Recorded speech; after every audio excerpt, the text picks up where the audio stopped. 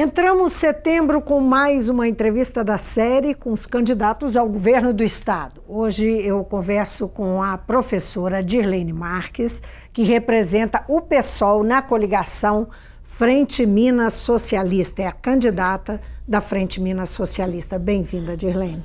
Obrigada, estou agradecida pelo convite. Dirlene, o seu partido, o PSOL, especificamente o de Minas, ele não tem representação no Congresso e não tem representação aqui na Assembleia de Minas. Por que uma candidatura ao governo? Por que não, digamos, empenhar mais esforços nas disputas do Legislativo?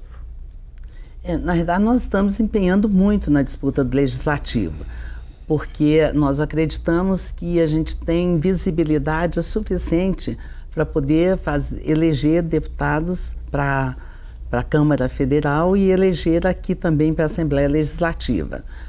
Agora, exatamente por isso que nós achamos importante ter a candidatura ao governo e para o Senado, porque as candidaturas majoritárias, elas dão mais visibilidade às propostas e projetos que a frente defende.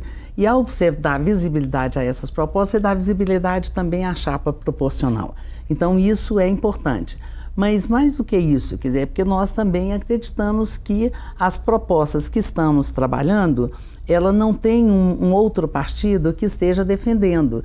E nessa desesperança que está a sociedade, nesse descrédito que a sociedade tem para com a política, é a apresentação de uma proposta alternativa de um partido que não tem nenhum tipo de implicação com o que está acontecendo aí, ele pode ganhar, né, os corações e mentes do povo mineiro. Então tem muito também esta importância. Então a importância de eleição sim, mas a importância é muito mais de colocar um projeto de sociedade para Minas Gerais.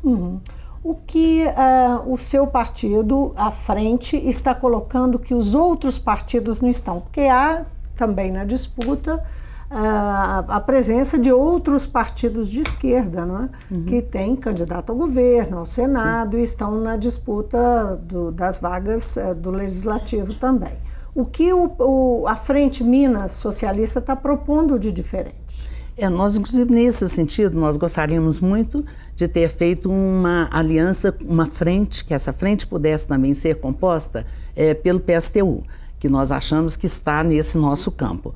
As outras candidaturas não estão nesse campo, porque nós temos, claro, a visão de Estado e a visão de sociedade que nós queremos, onde diferencia substancialmente todos os outros.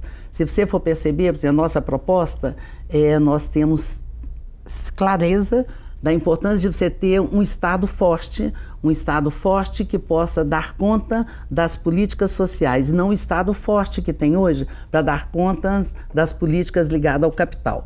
O Estado hoje, historicamente ele tem feito isso, ele tem uma estrutura muito forte porque ele precisa de sustentar os interesses do capital, como é o caso de subsidiar a Samarco, subsidiar o agronegócio, que são grandes empresas capitalistas que não precisam desse tipo de subsídio. No nosso caso, nós vamos precisar desse Estado forte, sim, para poder fazer políticas sociais de qualidade. Então, nós precisamos de muita gente e essas políticas sociais precisam de pessoas, nós precisamos dessas pessoas para fazer a saúde, a educação, a segurança, a mobilidade urbana, controlar o meio ambiente, assegurar a qualidade de vida. Então nós precisamos de ter esse Estado forte para garantir essa situação e não para garantir o capital como é hoje. Então isso diferencia claramente dos outros partidos. Essa visão do Estado forte, quando é muito comum a gente ver nas pesquisas que estão sendo feitas, que ela, apesar das pessoas quererem o Estado presente em várias áreas básicas e onde o Estado atua para atender a população, principalmente na área de saúde, educação e segurança, apesar da sociedade chamar o Estado e cobrar do Estado essa presença, por outro lado, a ideia do Estado forte, do Estado grande, costuma ser associada àquele Estado pesado, não é? Como é que as pessoas têm, de fato, né? Porque o que se vê nas pesquisas é esse conflito de percepção. Não é? Como é que é passar essa ideia de Estado forte para as pessoas? Como é que elas estão reagindo? Eu acho que você tem toda a razão. Toda a sociedade, ou melhor, boa parte da sociedade, enxergam esse Estado pesado porque ele é construído para poder atender outros interesses que não os interesses sociais. E nós sabemos muito bem da qualidade do social, que são qualidades precárias. Então, você tem um custo de um Estado muito alto e um custo muito pesado, e você tem as políticas sociais precarizadas. Nós estamos vendo aí, as professoras estão dividindo salário e redividindo e ainda recebem atrasados. Posso só interferir, mas quando as pessoas associam esse Estado pesado, fazem uma associação a uma folha de pagamento grande, não é? Consideram Sim. que o Estado emprega demais e por isso ele é pesado. Sim, mas é porque elas não veem o resultado dessa atuação do Estado na qualidade do serviço que ele oferece. Então, se você tivesse serviços que atendessem a população de qualidade, ela não estaria vendo esse Estado pesado. Agora, de fato, os serviços não são bons. E não são bons porque eles não têm as condições de serem exercidos de forma positiva. Você tem uma escola muito precária, você não tem condições de que os alunos possam permanecer nas escolas, você não tem as professoras tendo uma valorização de forma que que se sentissem muito bem permanecendo, que não fizessem greves, que não precisassem de recorrer. Enfim, tem toda uma estrutura que vai mostrar o seguinte, olha, a responsabilidade disso são as professoras, são as equipes de saúde que não atendem a população de forma adequada, e elas é que pesam no Estado. E não veem que esse Estado, o custo pesado dele, é porque ele está todo montado para poder atender ao capital e trata esses setores sociais de forma menosprezando todos esses setores, tratando de forma muito desqualificada. Então é essa que eu acho que é a necessidade de fazer inversão. E nesse sentido a sociedade tem toda a razão, ela vê o que existe. Ela vê a precariedade do serviço social e ela vê uma folha de pagamento alta, ela fala, pô, esse pessoal está ganhando muito bem. Agora, quando você vê lá, a maioria das professoras ganham menos de R$2.000, e aí você fala assim, não, você quer que uma professora dessa, que vá para uma sala de aula, educar 40 crianças, 30 crianças, tendo que pegar ônibus, se deslocar, enfim, você vê todas as condições que isso funciona, aí você vai entender que de fato não dá para ter uma qualidade boa no atendimento social. Então é nesse sentido que nós vamos ter que trabalhar, nós vamos mudar essa lógica. Como fazer um Estado forte, atuante, com os problemas financeiros e econômicos que o Estado enfrenta hoje? E como é que é a sua visão da atual gestão de Fernando Pimentel? São duas coisas. Sim. Na verdade, toda essa discussão, ela não inicia e nem ela está localizada no governo do Pimentel. Isso faz parte de um processo que não iniciou agora, mas é um processo que vem de há mais tempo. Mas, enfim, todo esse processo de construção de um Estado que tem essa perspectiva que nós colocamos. E aí você pergunta o seguinte, tá bom, mas o Estado está falido? O governo tem dito que o Estado está falido, né? Aí nós vamos falar o seguinte, não, de fato tem uma crise, nós não podemos negar, tem uma crise nacional, uma crise estadual. Agora, essa crise ela é aprofundada a partir das opções que esse Estado vai fazer, que o governo aqui do Estado vai fazer. E a opção desse Estado vai ser exatamente de aprofundar a crise, quando ele desloca os seus recursos para continuar financiando exatamente aqueles setores que, pela lógica do capitalismo, esses setores poderiam estar caminhando com as suas pernas. Então nós estamos, por exemplo, podemos trabalhar com dois grandes setores que a sociedade conhece mais e tem mais visibilidade. Vamos pegar as mineradoras, que recebem subsídios através do BDMG com juros subsidiados de 2%, varia aí, de 1,5% a 3%, em média 2%, enquanto todo mundo paga, qualquer empresa ou qualquer microempresário que for pegar dinheiro, você vai pagar 10%, 12%, 15% de juros. Então, isso aí é uma inversão total de valores. E junto com isso, você está financiando um tipo de produção que ela deixa muito pouco para o Estado. Ela não deixa sequer os impostos, ela é isenta de imposto na medida que exporta o produto em bruto, um produto que não tem a agregação de valor de trabalho nele. Então, essa aí é um absurdo. E agora nós estamos piorando mais ainda a situação quando é exportado, por exemplo, o minério, através do minério-duto que leva junto a água que é tirada mais pura aqui do Estado e que já está faltando. E esse setor é subsidiado. E você tem outro setor do agronegócio. Então, a massa dos recursos vão para esses dois setores. O agronegócio usa veneno que mata e que adoece os seus trabalhadores e que correm depois para o SUS, então, onerando todo esse setor, destrói toda a natureza e ainda vende produtos com veneno para toda a sociedade que nós não sabemos ainda a longo prazo o que vai acontecer. Então, na nossa perspectiva, sim, esses setores, eles têm condições de funcionar por conta deles.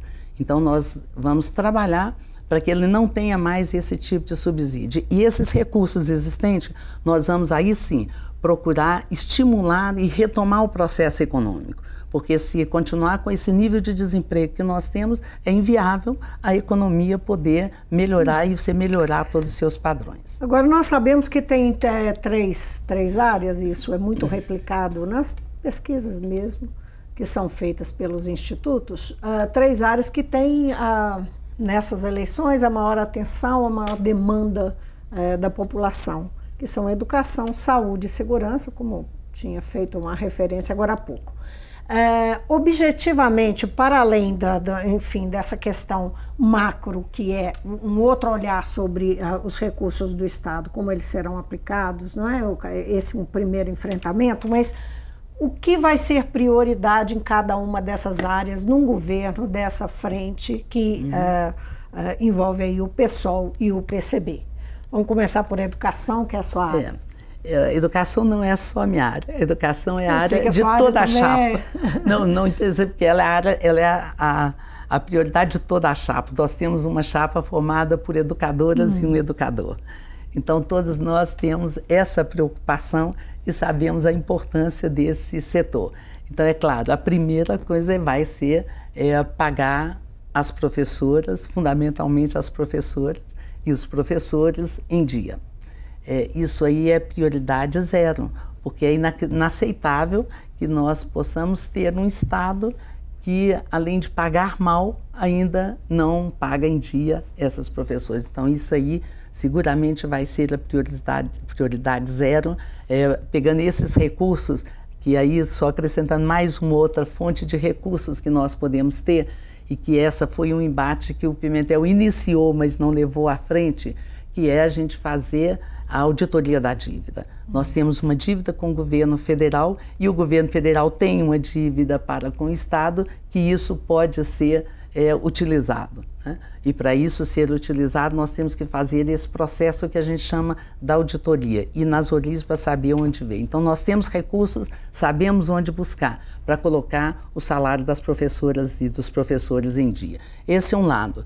Mas nós temos que pensar também nas condições das escolas. Então, você não só tem uma infraestrutura que acaba dificultando para que os alunos permaneçam na escola, mas você tem um currículo também que não é muito pouco adequado atualmente.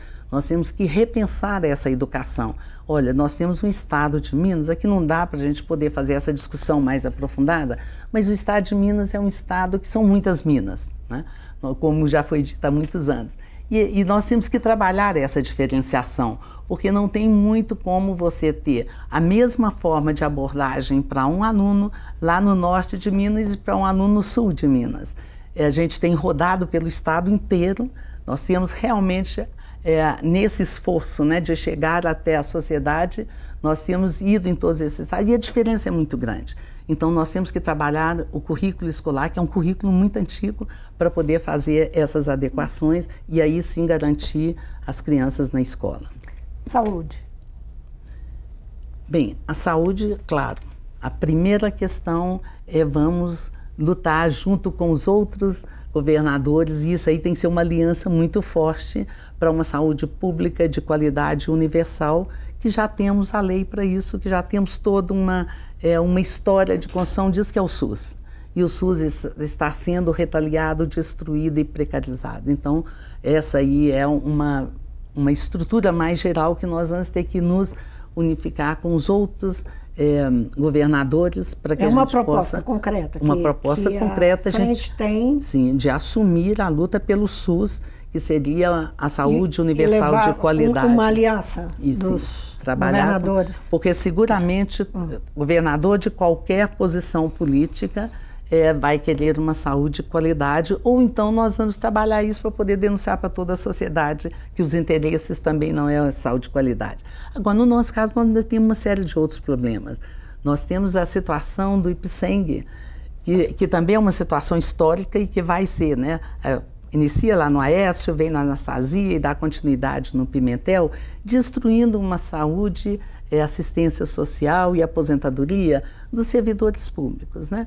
E a nossa estrutura, essa estrutura do Ipseng, era uma estrutura muito poderosa, que dava melhores condições, inclusive era o que eles mesmos chamavam de um salário indireto, e que dava uma segurança muito grande para toda essa população, né, que é trabalhadora do Estado. E isso foi sendo destruído. Então, nós também vamos buscar a recuperação do Ipseng. Segurança é uma área muito delicada, né? Nós temos uma população muito refém da violência, especialmente as camadas mais pobres da sociedade estão muito expostas, mas é um problema que é sentido por toda a sociedade. Os índices de criminalidade são altos. Como a Frente Minas Socialista, como é que um mandato seu enfrentaria essa situação? Sim. Toda a nossa discussão passa por uma análise da situação do sistema atual, que na nossa avaliação ele está falido. É um sistema que investiu muito em armamento, em construção de penitenciária, e que isso mostrou que não resolveu o problema de segurança. Hoje nós somos o terceiro país que mais tem aprisionamento e, no entanto, a insegurança está colocada para a sociedade. Bem, e aí mostra que não é por aí. Não é você investindo em estrutura bélica ou investindo em mais policiais com armas na rua que vai dar segurança à sociedade. Nós precisamos de pensar como e de onde isso vem. Então, nós temos uma medida imediata, porque não adianta também você falar, não, futuramente. Não, nós temos problemas concretos que têm que ser enfrentados agora. Então, as nossas prisões são abarrotadas, são prisões que não têm recuperação, a recuperação é muito insignificante, e isso porque elas são abarrotadas. Então, e nós sabemos que nessas prisões tem em torno de 45% daqueles que estão aprisionados que sequer ainda foram julgados. E boa parte deles nem deveriam estar lá. Tem em torno de 30% de pessoas que cometeram delitos simples. Delitos como roubo de uma maçã ou roubo em um supermercado. E estão lá presos, misturados, né, em uma penitenciária de alta periculosidade. Então, a nossa proposta clara nesse sentido, nós temos que reduzir essa quantidade de pessoas que estão na prisão, e isso aí fazendo de imediato uma força-tarefa integrada para que a gente possa resolver todos esses casos. E aí, de preferência, nós vamos trabalhar essa força-tarefa de forma mais permanente, de forma que não haja esse tipo mais de distorção. E aí também agora nós vamos passar a investir que é muito difícil, sabemos disso, mas buscar uma integração entre a Polícia Civil e Polícia Militar para fazer uma administração, né, nesses presídios de forma menos violenta e conseguir viabilizar recuperações desses setores. Gilene, o seu partido, só para a gente encerrar, nós já estamos no finalzinho da entrevista, o seu partido ele faz campanha com poucos recursos, tem pouco tempo de TV, né, a sua coligação, tem pouco tempo de TV e de rádio, e enfrentou, né, está enfrentando um conflito interno por conta dos recursos disponíveis para as candidaturas, especialmente para as candidaturas a deputados, né? Tanto federal quanto estadual. Houve uma aposta do partido em 2 candidaturas femininas e tem uma série de outras candidaturas que recebeu menos recurso, e isso gerou um conflito, um descontentamento. Como é que isso está sendo gerenciado em plena campanha, onde o PSOL, né, busca uma representação maior no Congresso, até por conta de sobrevivência política, e o PCB busca alguma representação? Como é que isso está sendo tratado dentro do partido? Conflitos sempre existem e sempre vão existir, e isso aí nós sabemos, né, como enfrentar. Nós vamos fazer as discussões e tentar trabalhar com todas aquelas pessoas que hoje são candidatas e que têm uma postura de esquerda, que acreditam exatamente na postura do PSOL, por isso que elas estão dentro do partido. Sabemos que para elas está sendo difícil esse processo, né, na medida que os recursos são precários, e a saída que o partido tem encontrado é procurar construir candidaturas coletivas. Então, tentar produzir material de forma coletiva, tentar criar, né, as condições de divulgação dessas candidaturas, tanto nas mídias sociais quanto no horário gratuito, de forma mais coletiva, de forma que todos possam ter algum acesso a essa divulgação. E o restante procurando fazer a discussão política, mostrando a importância de garantir que as nossas candidaturas possam efetivamente ter bom resultado. Agora, é claro que isso faz parte de todo esse processo que nós temos. Mas esse conflito ele não foi gerado porque faltou uma discussão, um debate mais democrático dentro do partido? Não, o debate ele existiu. Se as pessoas concordaram ou não, é que vem a dificuldade. Mas o debate existiu e teve a votação. A gente acredita que essa é uma forma democrática de tomar decisões, porque tem que chegar uma hora que as decisões têm que ser tomadas. E aí você vota e decide. O descontentamento pode vir a partir daí. Todas as pessoas têm todo o direito de questionar, né, das diferentes formas que encontrarem. Mas no nosso caso, a gente acredita que nós vamos conseguir superar isso aí de forma viável para todos. Dirlene, muitíssimo obrigada pela presença no Mundo Político. Eu queria agradecer muito esse espaço, porque exatamente pelo que você falou, nós temos muito pouco espaço no horário eleitoral gratuito, então esse é um espaço fundamental para nós, e gostaríamos de que você pudesse conhecer as nossas propostas, entrar no nosso site e ver que nós somos 2 mulheres professoras que estamos, né, concorrendo agora, que acreditamos em uma nova sociedade e que estamos apresentando um projeto com uma porção de outras pessoas que vêm do movimento social. Então nós queremos o seu apoio, queremos a sua participação, e em outubro, na eleição, vote 50. Essa entrevista fez parte da série que o Mundo Político está realizando dentro da cobertura da TV Assembleia. É a TV Assembleia nas eleições, com todas as vozes. O Mundo Político, então, fica por aqui. Obrigado por nos acompanhar e até o próximo programa.